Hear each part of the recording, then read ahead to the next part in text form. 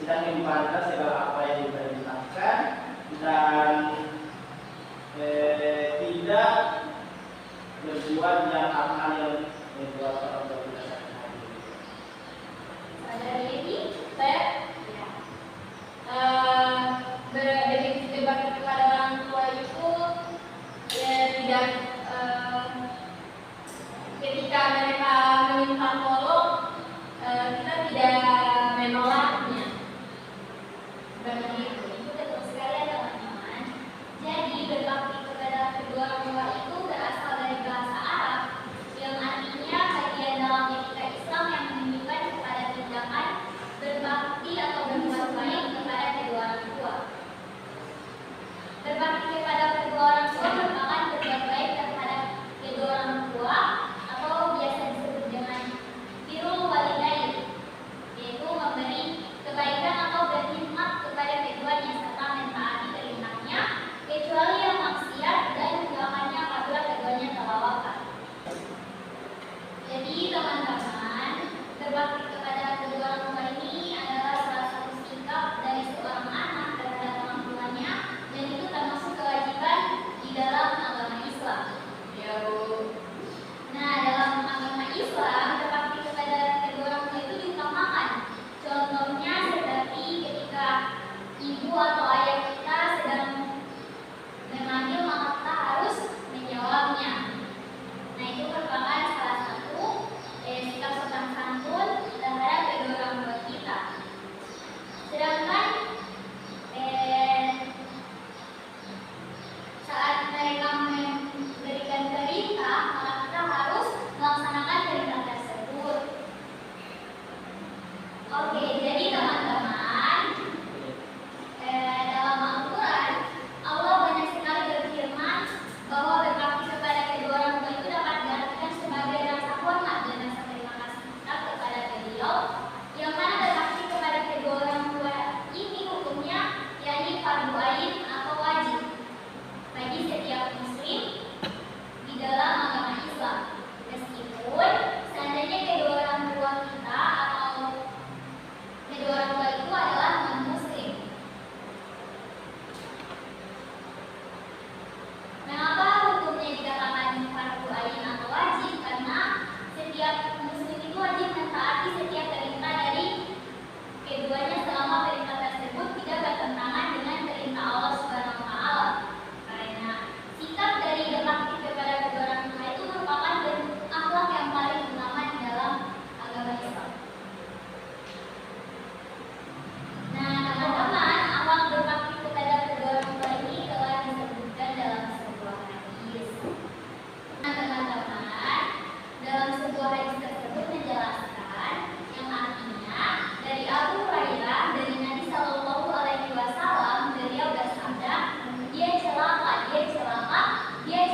Lalu beliau ditanya, siapakah yang celaka ya Rasulullah? Jawab Nabi Shallallahu Alaihi Wasallam, barang siapa yang mendapati kedua orang tuanya dalam usia lanjut atau salah satu dari keduanya, tetapi dia tidak berusaha masuk surga dengan berusaha berbakti kepadanya dengan sebaik-baiknya. Hadis riwayat Muslim. Nah, selanjutnya saya akan menjelaskan tentang isi dari kandungan hadis tersebut. Dalam hadis di atas yang diriwayatkan oleh Muslim tersebut dijelaskan bahwa seseorang akan celaka ketika tidak berbakti kepada kedua orang tua. Pada umumnya, seorang anak akan merasa berat dan malas memberi nafkah dan mengurus kedua orang tuanya yang masih berusia lanjut. Namun, Rasulullah Shallallahu Alaihi Wasallam menjelaskan bahwa keberadaan kedua orang tua yang berusia lanjut itu adalah kesempatan paling baik untuk mendapatkan pahala dari Allah Subhanahu wa taala. Nah, dari isi kandungan ini ada yang bisa mengungkapkan kembali melalui pendapatnya? Saya. Oke, baik, saudara Dewi, silakan. Jadi yang saya tangkap dari yang dijelaskan yaitu seseorang akan celaka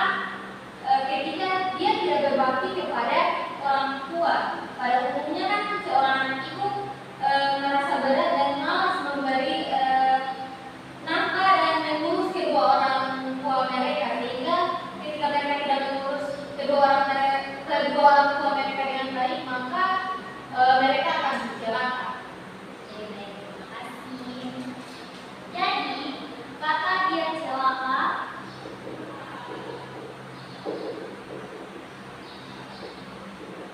di dalam hadis tersebut diulang-ulang oleh Rasulullah Shallallahu Alaihi Wasallam sebanyak 3 kali.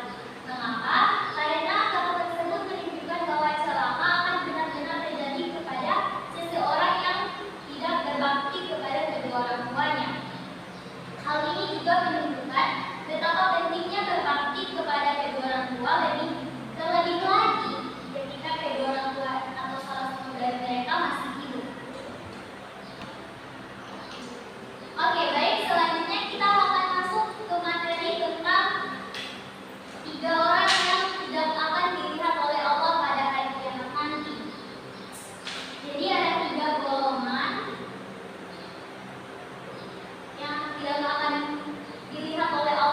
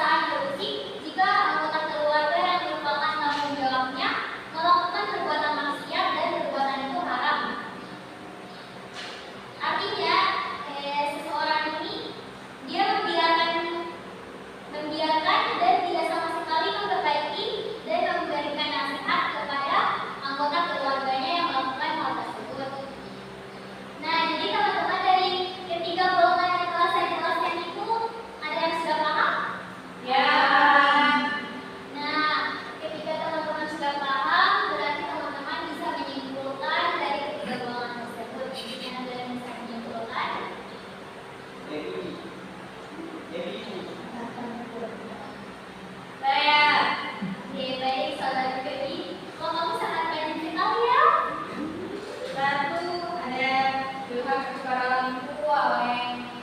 Orang yang durhaka kepada orang tua itu tidak akan dilihat oleh Allah ketika di hari kiamat. Yang ketiga ada perempuan yang menyerupai laki-laki, begitupun sebaliknya. Dan yang ketiga adalah orang yang tidak punya rasa cemburu terhadap keluarga yang ditanggung jawabnya ketika berbuat maksiat.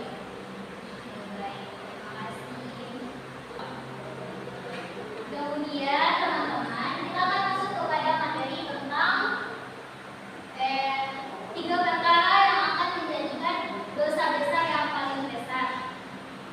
3 perkara tersebut yang pertama yaitu mensyirikkan Allah Subhanahu wa Ta'ala.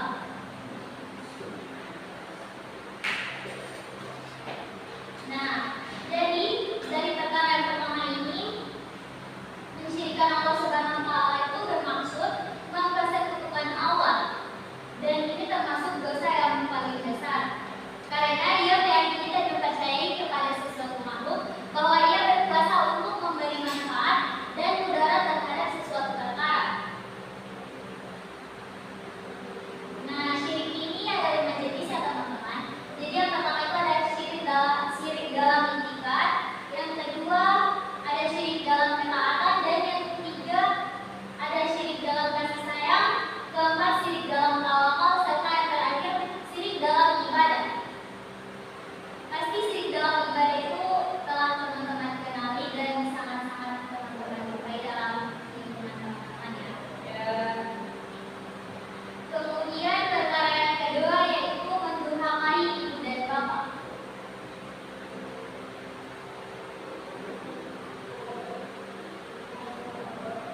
Nah, jadi teman-teman, mendurhakai ibu dan bapak itu termasuk dosa yang paling besar, dan itu sangat tidak dibolehkan dalam Islam. Karena dalam pergaulan kita sehari-hari, sang anak harus bisa menempati posisi yang terbaik terhadap ibu bapaknya. Karena mengapa? Karena peran orang tua itu sangat menentukan terhadap putra putrinya nanti.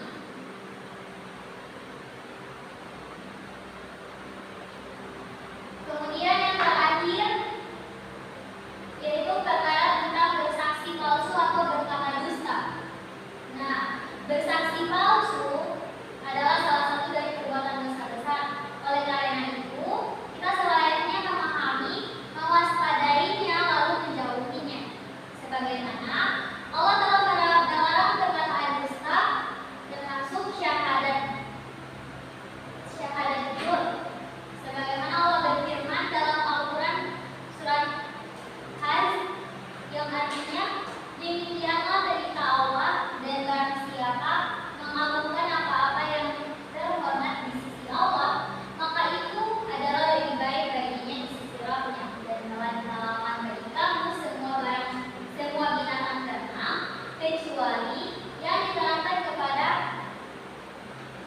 kecuali